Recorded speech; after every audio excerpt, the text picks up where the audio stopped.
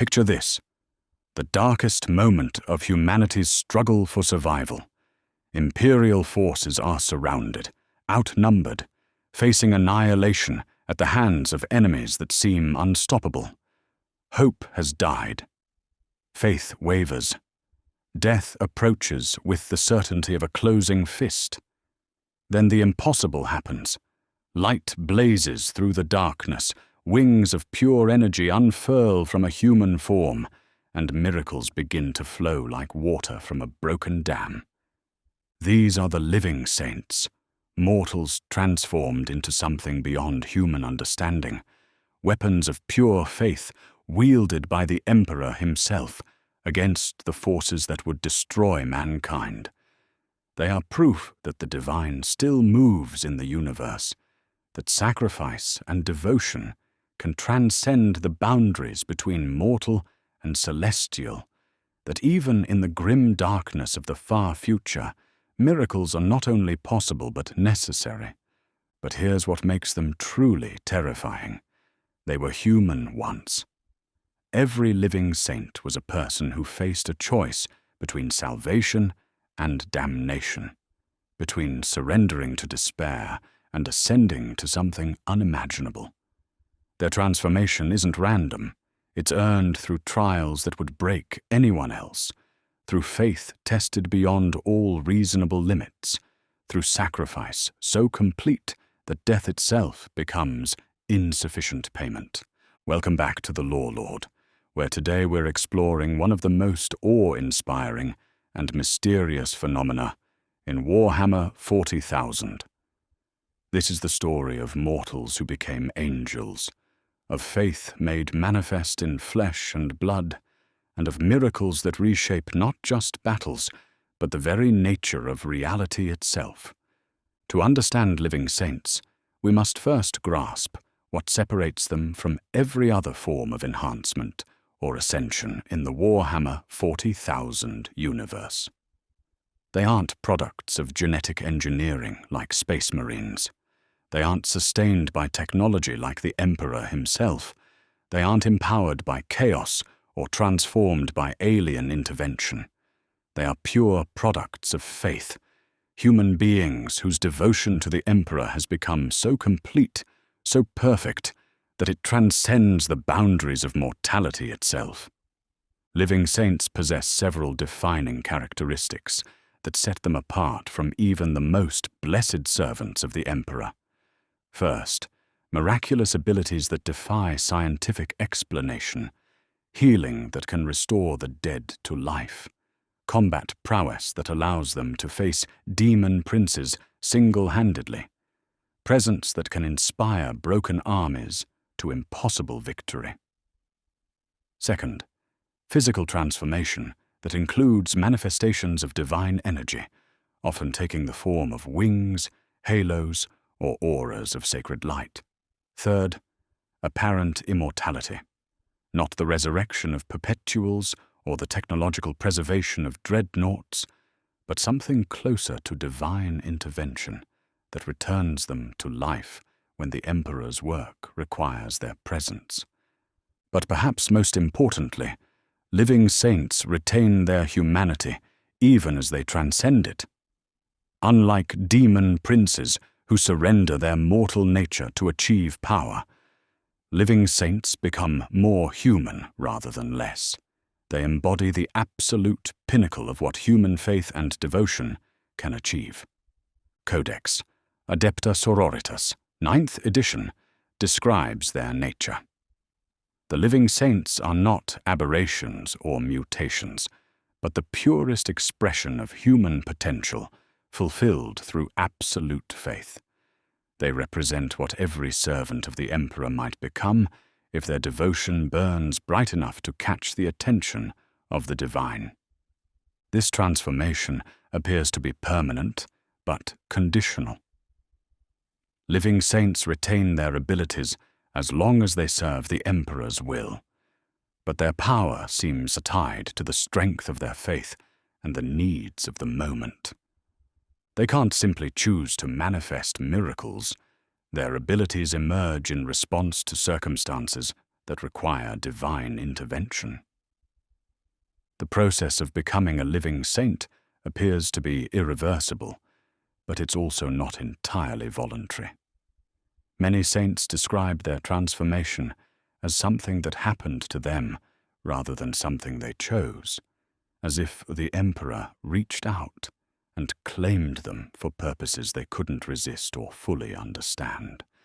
No discussion of living saints can begin without examining Saint Celestine, the most famous and well-documented example of divine transformation in imperial history. Her story spans from humble beginnings as a sister of battle to becoming perhaps the most powerful servant of the Emperor currently active in the galaxy. Celestine's original life as Sister Celestine of the Order of Our Martyred Lady was marked by exceptional devotion, but nothing that predicted her eventual transformation. She served faithfully in numerous campaigns, distinguished herself through acts of courage and faith, but remained fundamentally human until the moment of her first death. The circumstances of that death vary depending on which account you follow, but all agree on the essential details. Celestine died in service to the Emperor. Her sacrifice was complete, and something divine responded to her death by returning her to life transformed. When she arose, she bore wings of pure energy, wielded power that could turn the tide of battles, and spoke with a voice that carried the authority of heaven itself. The gathering storm, Fall of Cardia, documents her return. She emerged from death itself as if walking through a doorway, light streaming from wounds that had killed her, power radiating from a form that was recognizably human, yet unmistakably divine. In that moment, the line between mortal and celestial ceased to exist. But Celestine's story is remarkable, not just for her transformation, but for its repetition. She has died and returned multiple times throughout imperial history, each resurrection occurring at moments when the Imperium faces its darkest hours. Her appearances seem to be triggered by crises that require not just military intervention, but spiritual inspiration. Each time Celestine returns, she brings with her not just personal power, but the ability to inspire others to transcend their limitations. Armies that were broken rally at her appearance. Civilians who had lost faith rediscover their devotion. Even space marines, normally suspicious of such mystical phenomena, find themselves awed by her presence. Perhaps most significantly, Celestine's recent return during the 13th Black Crusade marked a new phase in her existence. Rather than disappearing after the immediate crisis passed, she has remained active in the galaxy, suggesting that the Emperor's need for her presence has become permanent rather than episodic. The transformation from mortal human to living saint follows patterns that suggest divine selection rather than random occurrence, but the criteria for such selection remain mysterious. Analysis of known saints reveals common elements in their backgrounds and transformations, but no clear formula that would allow someone to deliberately seek such ascension. The first requirement appears to be absolute faith, not the ceremonial devotion of political necessity or the intellectual acceptance of imperial doctrine, but soul-deep conviction that transcends doubt, fear, and self-preservation. Every documented saint demonstrated faith that remained unshaken even in the face of torture, corruption, or apparent divine abandonment. The second element is sacrificial service. Saints don't achieve their transformation through meditation or ritual, but through acts of sacrifice that put the needs of others and the Emperor's will above their own survival. Many saints first manifested their abilities at the moment of what should have been martyrdom, suggesting that the willingness to die for others is crucial to divine selection. The third factor is crisis intervention. Saints emerge not during peaceful times, but at moments when ordinary human courage and ability prove insufficient. Their transformation seems triggered by circumstances that require intervention beyond normal human capabilities, the presence of overwhelming evil, the corruption of what should be sacred, the despair of those who should be protected. Faith and Fire explores this process. The making of a saint is not a reward for service completed, but a calling to service that transcends mortal limitations. It is the Emperor's response to situations that require not just human courage but divine intervention. But the path to sanctity also involves elements that suggest the process is not entirely external. Many future saints report visions, spiritual experiences, or direct communication with the Emperor prior to their transformation. Some describe feeling chosen or marked for special service long before their abilities manifested. This has led some theologians to propose that potential saints are identified and prepared by divine forces over extended periods, their faith tested and refined through trials specifically designed to determine their suitability for transformation. If true, this would mean that becoming a living saint requires not just human effort, but divine cooperation. Living saints demonstrate abilities that seem to operate outside known scientific principles, making them perhaps the clearest examples of supernatural intervention in the Warhammer 40,000 universe. Understanding how their powers function, or at least how they appear to function, provides insight into the nature of faith-based phenomena in the setting. Saint abilities generally fall into several categories, each of which represents a different aspect of divine intervention. Healing powers allow saints to restore not just wounds, but life itself, reversing death when it serves the Emperor's purposes. Combat enhancement grants them strength, speed, and resilience that exceeds even Space Marine capabilities. Inspirational presence affects everyone around them, turning despair into hope and cowardice into courage. Environmental manipulation allows them to alter physical reality in ways that range from subtle to spectacular. But perhaps most importantly, saints seem to possess perfect tactical awareness during conflicts. They appear at exactly the right place at exactly the right time, know things they have no way of knowing, and make decisions that seem to anticipate enemy actions before they occur. This suggests that their consciousness is somehow expanded beyond normal human limitations. Codex Adepta Sororitas describes this phenomenon. The saint moves with purpose that transcends individual knowledge or experience.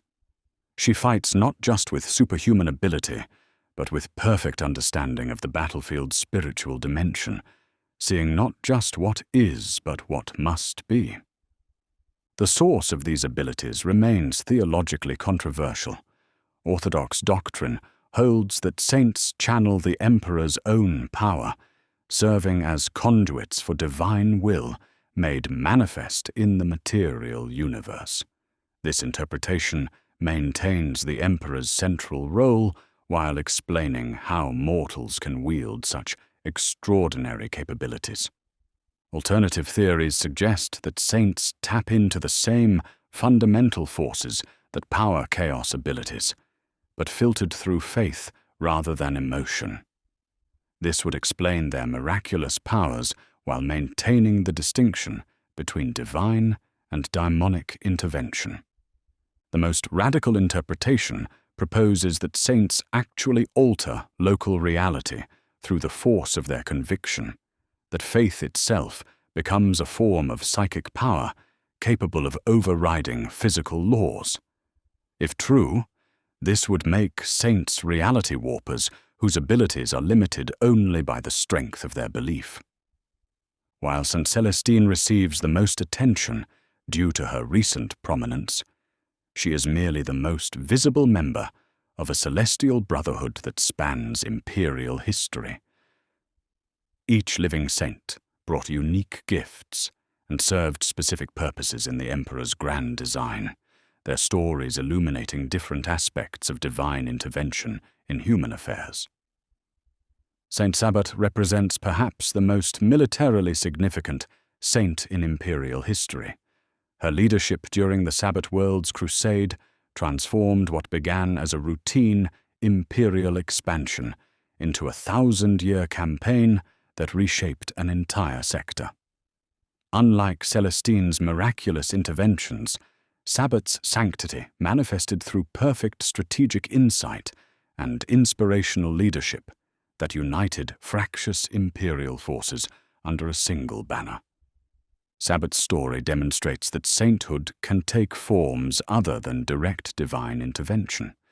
Her miracles were subtle, supply lines that never failed, reinforcements that arrived at precisely the right moment, enemy strategies that consistently proved flawed. She seemed to exist within a bubble of divine providence that extended to everyone who served under her command. First and only hints at her nature. Saint Sabbat didn't just lead armies, she transformed them. Under her command, ordinary soldiers became heroes, competent officers became tactical geniuses, and desperate campaigns became inevitable victories. The miracle wasn't what she did, but what she enabled others to become. St. Drusus exemplifies the saint as religious reformer and spiritual guide. His contributions to imperial faith included not just military victories, but theological insights that shaped imperial doctrine for millennia. Drusus demonstrated that sainthood could serve purposes beyond immediate crisis intervention. His writings on the nature of faith, the emperor's relationship with humanity, and the spiritual dimensions of warfare remain standard texts in ecclesiarchy training.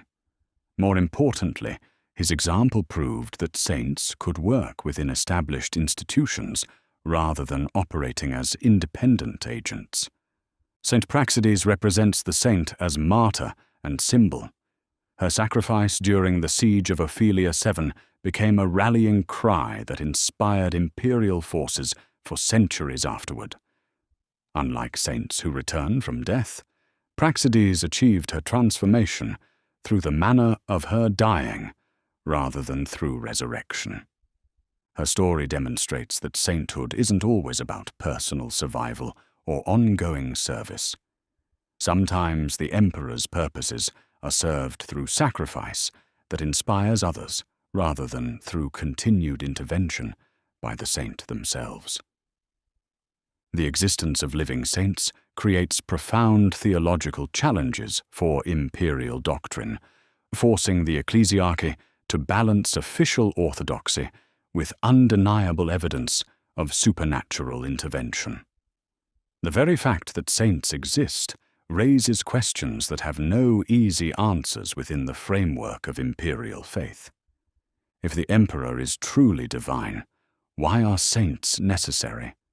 If he possesses unlimited power, why does he work through mortal intermediaries rather than acting directly? If saints represent genuine divine intervention, what does their rarity suggest about the emperor's priorities or limitations? Conservative theologians maintain that saints represent the emperor's perfect wisdom in action. According to this view, saints appear precisely when and where they're needed. Their powers are exactly calibrated to the threats they face, and their human nature serves to inspire other mortals in ways that direct divine intervention could not. The Ecclesiastic Histories records Orthodox position. The saints are proof of the emperor's continued love for humanity, demonstrations that he has not abandoned his people, but works through them to achieve purposes that direct intervention might compromise. They are his hands extended into the material universe. Radical theologians propose more troubling interpretations. Some argue that saints represent the emperor's desperation rather than his wisdom, that divine intervention through mortal agents indicates his power is limited and requires human cooperation to be effective. Others suggest that saints might be products of humanity's own faith rather than divine selection, collective belief made manifest through psychic force. The most heretical theories propose that saints might not be connected to the emperor at all, but rather represent humanity's own potential for transcendence. According to this view, saints achieve their transformation through the power of their own conviction, with the emperor serving as focus rather than source for abilities that are fundamentally human. These theological debates aren't merely academic. They have practical implications for how saints are received by imperial authorities and how their intervention is interpreted by those who witness it.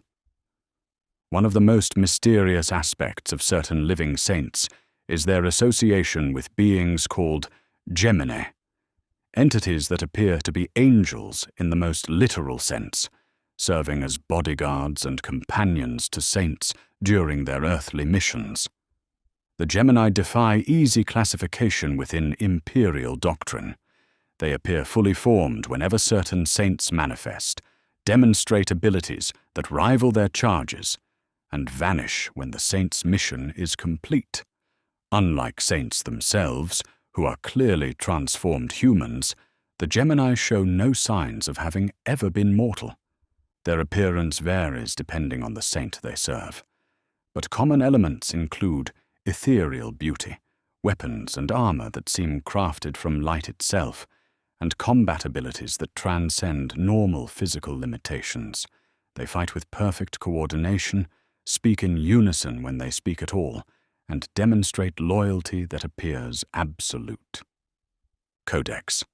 Adepta Sororitas describes their nature. The Gemini are mysteries within mysteries, angels attending upon angels, beings whose very existence challenges our understanding of the boundaries between material and immaterial reality.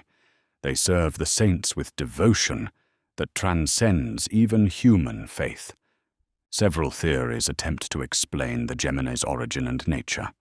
Orthodox doctrine holds that they are angels, created specifically to serve saints, beings brought into existence by the Emperor's will to support his chosen agents in their earthly missions.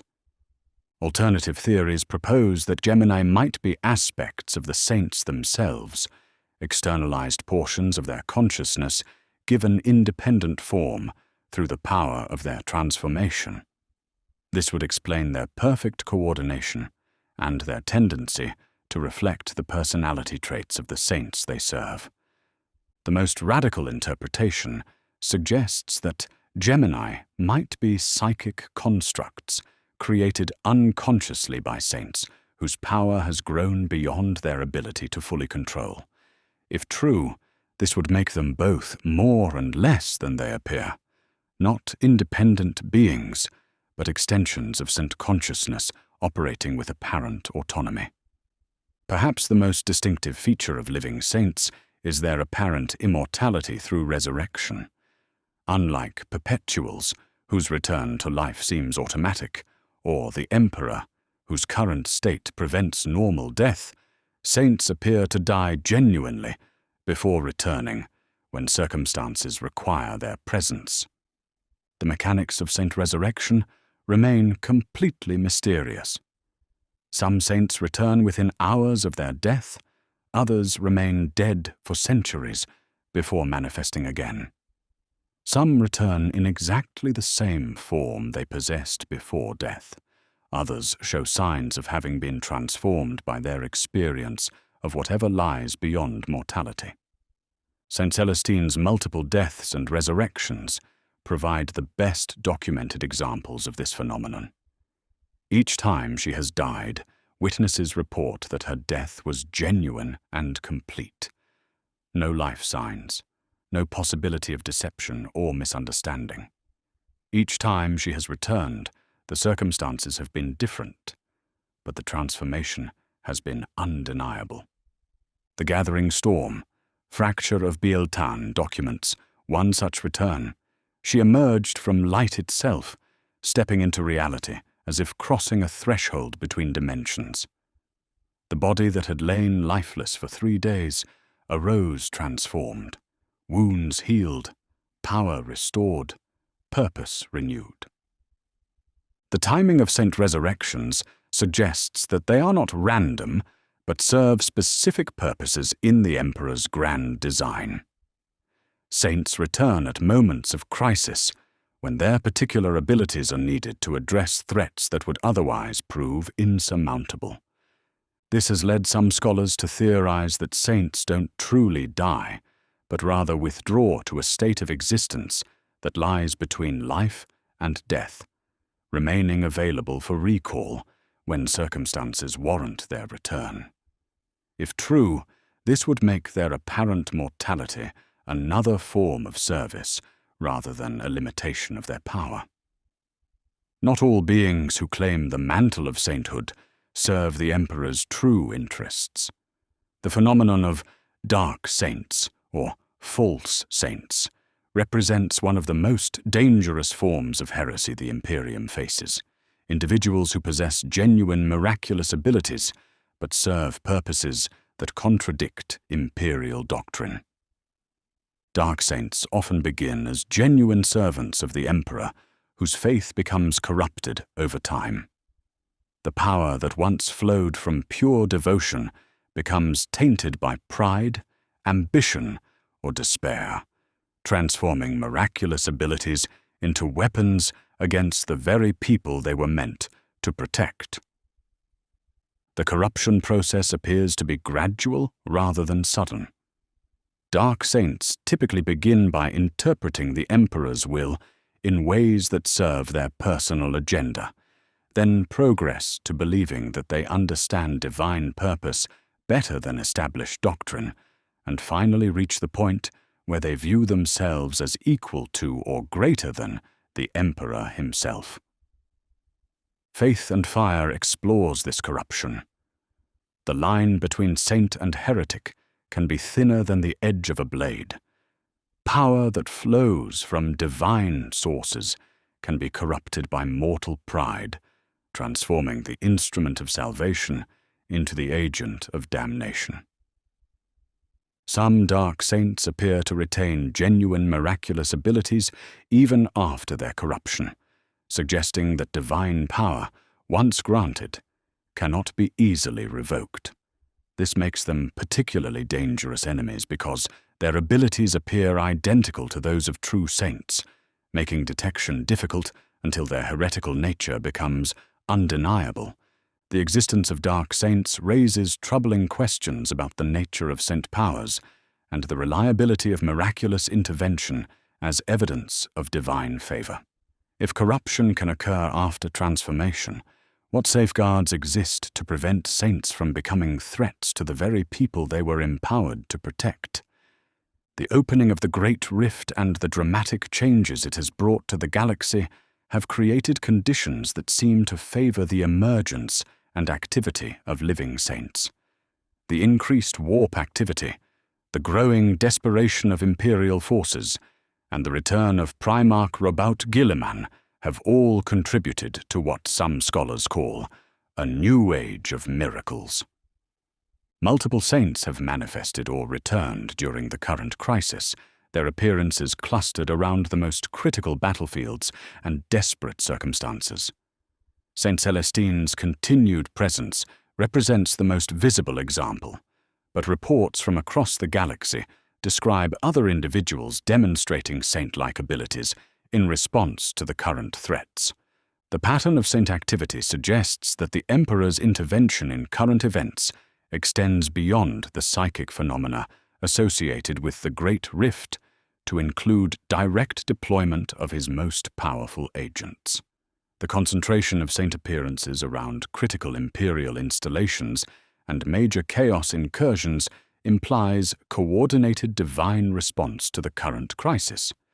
Dark Imperium hints at this increased activity. Across the galaxy, in battlefields where hope had died and faith had failed, light blazed forth from unexpected sources.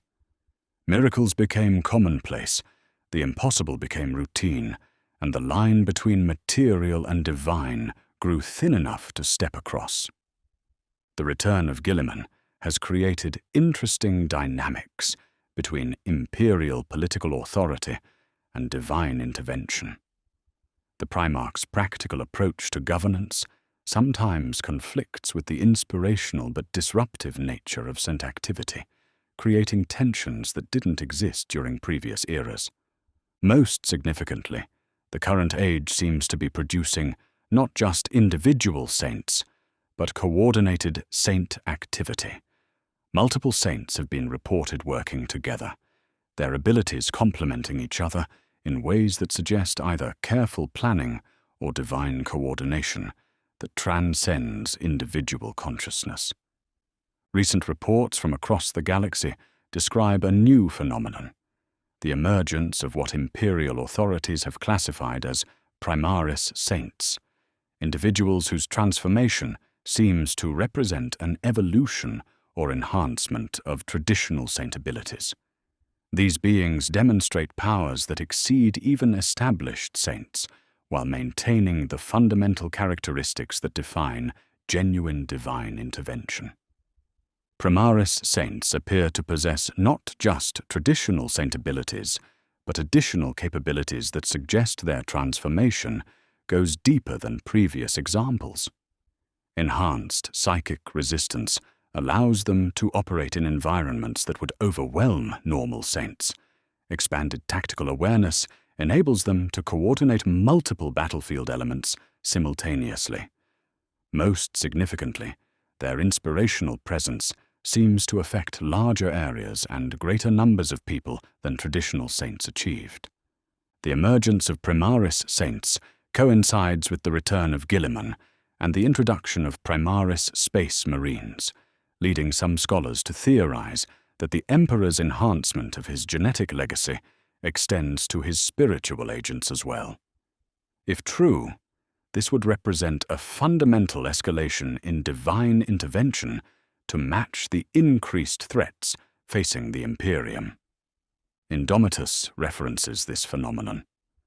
The new saints burned brighter than their predecessors, their light reaching farther, their miracles affecting not just individuals but entire populations. It was as if the Emperor had learned from 10,000 years of experience and refined his methods of intervention. However, the connection between Primaris saints and other recent imperial innovations remains speculative. The timing could be coincidental, or the enhanced abilities could represent natural evolution of saint powers in response to current galactic conditions rather than deliberate divine enhancement. The most intriguing aspect of Primaris saints is their apparent coordination with established imperial institutions. Unlike traditional saints, who often operated independently of official authority, Primaris saints seem designed to work within existing command structures while maintaining their essential nature as divine agents. The success of certain imperial organizations in producing saints has led to theoretical frameworks attempting to understand what environmental and institutional factors might contribute to saint development. While sanctity ultimately depends on divine selection, statistical analysis suggests that certain conditions may increase the likelihood of transformation. The Adepta Sororitas represents the most obvious example of institutional saint production.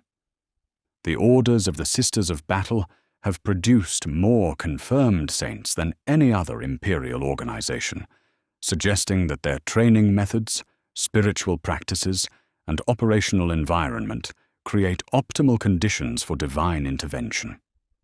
The key elements appear to include absolute faith training that eliminates doubt and hesitation, exposure to extreme danger that tests devotion under pressure, institutional culture that values sacrifice above survival, and theological education that provides framework for understanding divine purpose. The combination of these factors seems to create individuals who are both suitable for saint transformation and capable of recognizing when such transformation occurs. Codex. Adepta Sororitas notes this pattern. The orders do not set out to create saints, but they create the conditions in which sainthood becomes possible. They forge souls capable of receiving divine grace and minds capable of understanding divine purpose. Other imperial institutions show similar but less dramatic patterns. Certain Astra Militarum regiments, particularly those with strong religious traditions, produce individuals who demonstrate saint-like abilities during critical moments. Some missionary orders report transformation rates that exceed statistical probability. The most successful saint factories appear to share common elements: emphasis on faith over pragmatism, willingness to accept casualties in service of higher purposes, institutional memory that preserves stories of previous saints, and leadership that recognizes and nurtures spiritual potential in their subordinates. Understanding living saints requires grappling with the fundamental question of how faith translates into measurable supernatural abilities. The Warhammer 40,000 universe clearly operates according to principles where belief can alter reality, but the specific mechanisms remain mysterious. One theory proposes that saints tap into the same fundamental forces that empower psychers, but channel them through faith rather than trained psychic ability. This would explain their reality-altering capabilities while maintaining the distinction between divine and psychic phenomena. Alternative models suggest that faith creates resonance with the Emperor's own psychic presence, allowing saints to serve as conduits for power that originates from his consciousness rather than their own abilities. This interpretation maintains the Emperor's central role while explaining how mortals can wield divine power. The most radical theory proposes that faith itself is a fundamental force in the universe, capable of altering reality when concentrated sufficiently. According to this view, saints represent individuals whose faith has reached critical mass, becoming powerful enough to override normal physical laws. The binary succession explores these possibilities. Faith demonstrated by the saints operates according to principles that our science cannot measure, but whose effects cannot be denied. Whether the power flows from external sources or emerges from internal conviction, its reality transcends theoretical understanding. The practical implications of these theories extend beyond academic interest. If saint powers derive from faith alone, then potentially any sufficiently devoted individual could achieve transformation. If they require divine selection, then the Emperor's criteria for choosing saints becomes crucial for understanding his current priorities. Becoming a living saint involves costs that extend far beyond the obvious risks of death and resurrection. The transformation fundamentally alters the individual's relationship with normal human existence, creating forms of isolation and responsibility that few mortals could bear. Saints lose the possibility of normal human relationships. Their divine nature creates barriers between them and ordinary people that cannot be overcome through personal choice or individual effort. Even their closest companions view them as something other than fully human, making genuine intimacy impossible. The weight of divine purpose eliminates personal freedom in ways that go beyond simple duty or obligation. Saints cannot choose to abandon their mission, cannot pursue personal goals that conflict with divine will, cannot even experience doubt or despair without risking their transformation. Their very identity becomes subordinated to their function. Perhaps most tragically, saints often lose the capacity to experience the simple pleasures that make mortal existence meaningful.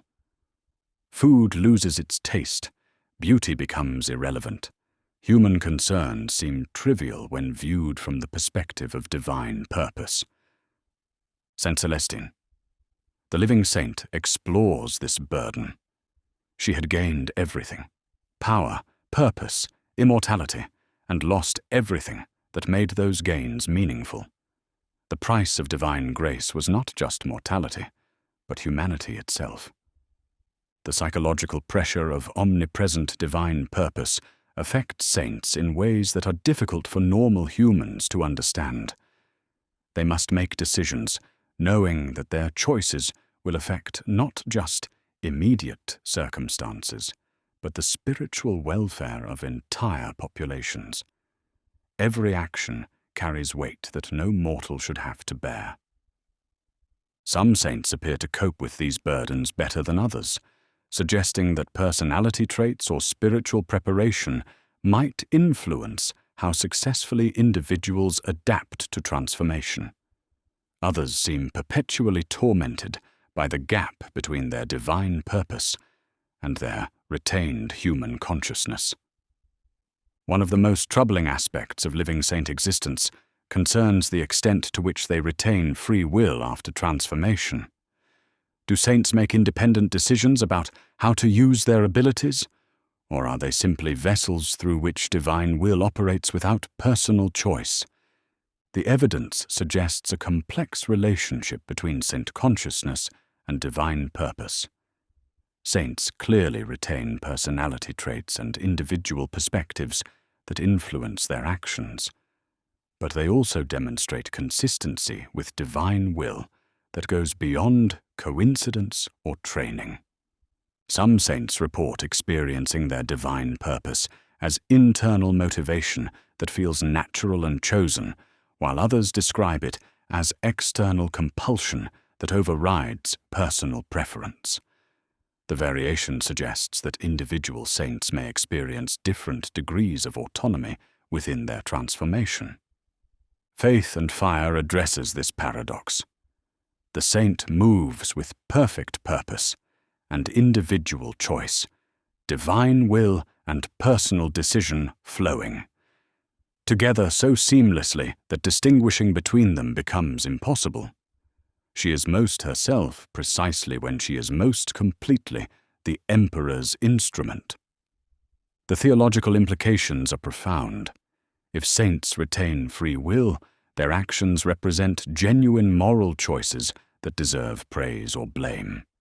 If they operate as divine puppets, their apparent virtue becomes meaningless, and their example loses its inspirational value. The practical implications affect how saints interact with imperial authority, and how their decisions are evaluated by those they lead. A saint who chooses to act in certain ways carries different moral weight than one who has no choice in their actions. Recent events suggest that living saints may be connected through spiritual networks that allow coordination across vast distances and time periods. Multiple saints have appeared at related locations with timing that suggests communication or planning beyond normal human capabilities. This coordination appears to operate through mechanisms that transcend normal space and time limitations. Saints demonstrate awareness of events occurring in distant parts of the galaxy, respond to crises they have no way of knowing about, and make decisions that complement actions taken by other saints they have never met. The nature of these connections remains mysterious. Some theories propose that saints share consciousness through direct divine intervention, while others suggest that their enhanced spiritual awareness allows them to perceive patterns and purposes that normal humans cannot detect. The Gathering Storm, Rise of the Primarch Documents, Apparent Saint Coordination. Across the galaxy, at the moment of Cadia's fall, saints and blessed warriors moved as if responding to signals only they could perceive.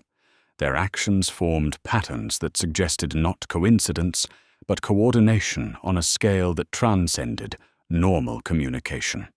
The existence of saint networks raises questions about the nature of divine intervention and the Emperor's current capabilities. If he can coordinate saints across galactic distances, what does that suggest about his consciousness and power while imprisoned on the Golden Throne? As the galaxy enters a new age of conflict and transformation, the role and nature of living saints appears to be evolving in response to changing circumstances. The current crisis has produced more saint activity than any period since the Horus Heresy, suggesting that divine intervention is escalating to match increasing threats. The emergence of Primaris saints, the apparent coordination between multiple saints, and the integration of saint activity with official imperial operations all point toward fundamental changes in how divine intervention operates in the galaxy. Some scholars theorize that the Emperor's 10,000 years of experience have taught him more effective methods of intervention, leading to enhanced saint abilities and better coordination between spiritual and temporal authority.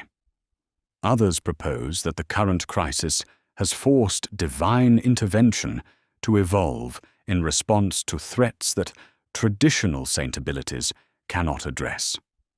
Dark Imperium speculates on these changes. The saints of the New Age burn with fires that would have blinded their predecessors, demonstrate powers that dwarf ancient miracles, and work within systems that their forebears could never have imagined. Whether this represents evolution or desperation remains to be seen. The most intriguing possibility is that current events are preparing for the emergence of something unprecedented in imperial history, a saint whose power and purpose exceed anything previously seen, perhaps even approaching the level of divine intervention that characterized the Emperor's own earthly presence. As we approach the end of our examination of living saints, we're confronted with questions that go to the heart of faith, free will, and the nature of divine intervention in the Warhammer 40,000 universe. What do saints represent? Genuine divine miracles or human potential elevated beyond normal limitations?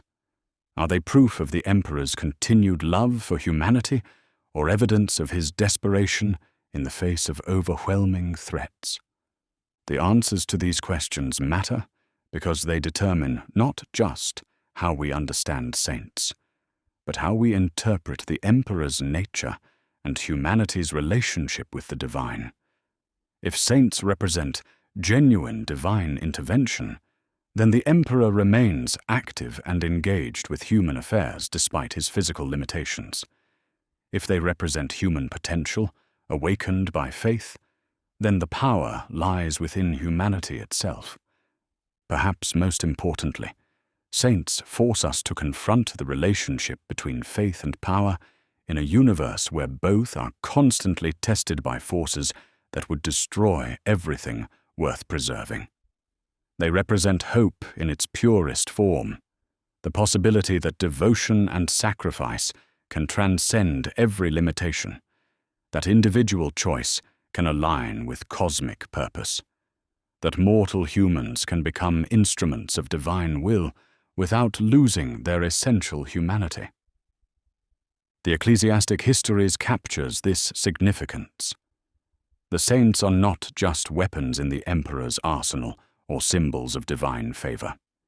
They are proof that the human spirit, properly directed and completely surrendered, can achieve anything. They show us not what we are, but what we might become.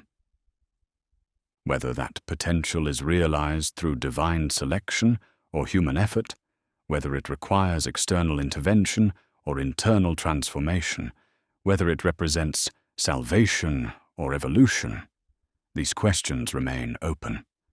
But the saints themselves stand as living proof that transcendence is possible, that hope is justified, and that even in the grim darkness of the far future, miracles still occur. Living saints represent one of the most inspiring and mysterious phenomena in the Warhammer 40,000 universe. They are proof that faith can move mountains, that devotion can transcend death, that individual humans can become vessels for powers that reshape reality itself. Their story spans the entire history of the Imperium, from the earliest days of the Great Crusade to the current age of darkness and transformation. They have appeared at humanity's darkest moments, bringing light to battles that seemed lost, hope to people who had forgotten what it meant to believe, and victory to causes that appeared doomed. Saint Celestine stands as the most visible example of what divine intervention can accomplish, but she is merely the most famous member of a celestial brotherhood that includes heroes whose names are whispered in prayers across the galaxy. Each saint brought unique gifts and served specific purposes, but all shared the common trait of absolute devotion to the Emperor and complete willingness to sacrifice everything for humanity's preservation. The theological questions surrounding saints, whether they represent divine selection or human potential, whether their power flows from external sources or internal faith, whether their transformation represents evolution or revolution, may never be fully answered. But their reality is undeniable, their impact immeasurable, their example eternal. In an age when the galaxy faces its greatest crisis since the Horus Heresy, when the forces of darkness seem poised to extinguish the light of human civilization forever, the saints remind us that miracles are not only possible but inevitable. They are the Emperor's response to despair, his answer to those who believe that hope is dead and faith is futile. Whether they emerge from divine intervention or human transcendence, whether they represent the Emperor's direct action or his confidence in human potential, they stand as proof that the light of faith can never be completely extinguished. They are humanity's champions, the Emperor's chosen, the living embodiment of everything worth fighting for, in a universe that offers little reason for hope. The saints teach us that ordinary humans can become extraordinary through devotion, that faith can move mountains and resurrect the dead, that individual choice can align with cosmic purpose to achieve results that no amount of technology or genetic enhancement could provide. This is the LORELORD, and remember, in a universe where gods are either dead or mad, where hope seems foolish and faith appears futile, the living saints prove that divinity still moves in the darkness. They are miracles made flesh, proof that the Emperor's love for humanity burns as bright today as it did 10,000 years ago. They remind us that transformation is possible, that ordinary humans can become extraordinary through devotion, that death itself is not the end when service to others demands continuation. In the grim darkness of the far future, where there is only war, the saints stand as beacons of something greater, evidence that the light of faith can pierce any shadow, overcome any obstacle, and triumph over any enemy. Whether they represent the Emperor's direct intervention or humanity's own potential for transcendence, they are exactly what the galaxy needs them to be: hope given form, faith made manifest, and proof that no matter how dark the night becomes, dawn is always possible for those who believe. Thanks for watching, and until next time, keep exploring the deep lore of your favorite universes. In the end, understanding those who transcend mortality through faith might be the key to understanding faith itself, and what it means to be truly human in a cosmos that tests the very limits of what humanity can become. The Emperor protects, and sometimes he sends angels to make sure we remember what we're being protected for.